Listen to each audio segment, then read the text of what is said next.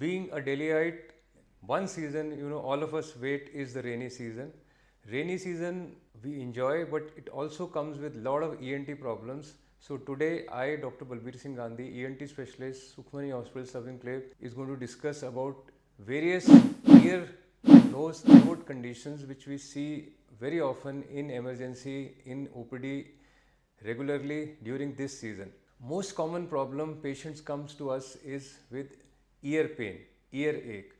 Patient बैठा होता है रात में, दिन में अचानक से दर्द होना शुरू हो जाता है. अगर ऐसा कुछ हो रहा है, आपको सिर्फ एक सिंपल पेन किलर घर पे लेना है. इससे आगे कुछ नहीं करना. एक पेन किलर की टैबलेट खा लो और उसके बाद अपने नज़दीकी ईएनटी स्पेशलिस्ट के पास जाओ. वो आपके कान को अंदर से चेक करेगा, आपको बता देगा कि क्या प्रॉब्लम है. कान में अक्सर जो पेशेंट करता है ना, या तो वो ईयरबड्स डालता है, या वो कान के अंदर कोई तीली वगैरह चलाता है, या कान में गरम तेल डाल देता है. ये तीनों ही चीज़ें जो है ना, आपको बिल्कुल नहीं करनी है.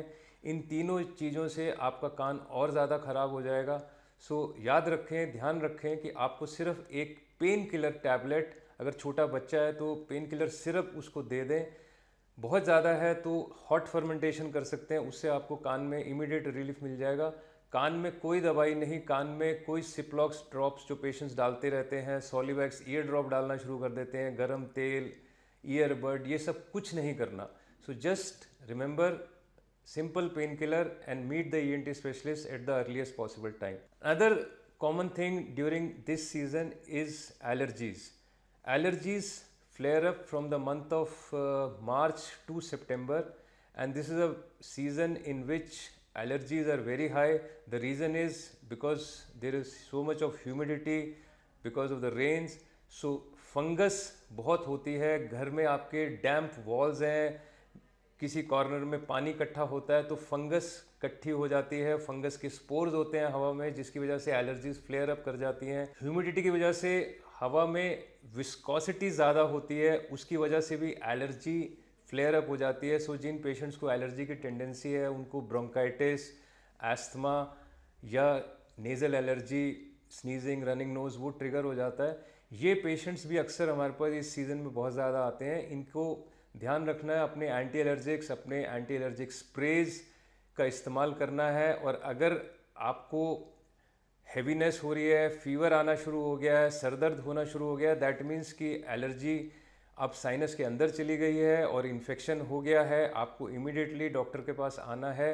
वो आपको एक एंटीबायोटिक, कुछ डीकंजेस्टेंट्स और कुछ स्प्रेज वगैरह पे डालेगा, जिससे ये सारी साइनसेस वगैरह क्लियर हो जाएंगे, साफ़ हो जाएंगे.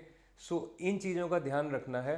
अब हम इससे बच कैसे सकते हैं, हमें क्या ध्यान रखना है इस रेनी सीज़न में? अपने आप को आपने ड्राई रखना है, जितना हो सके बारिश में ना भीगें. अगर आप बारिश में भीग गए हैं तो आप तुरंत घर आके अपने कपड़ों को चेंज करिए, सुखाइए. नहाने के बाद आपने अपने कान को गीला नहीं रहने देना. एक ड्राई कॉटन का कपड़ा लेकर कान को धीरे धीरे करके सुखा लेना है. उसको पैट करो और उसको सुखा लो, कान को गीला नहीं रखो. Sudden change of temperature is not good for allergy.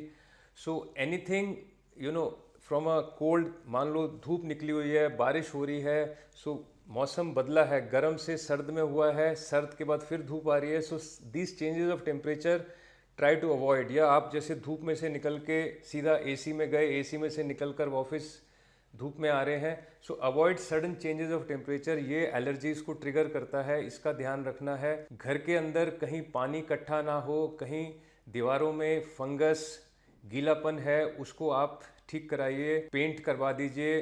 घर के अंदर डस्ट ना हो, इस चीज़ का ध्यान रखना है.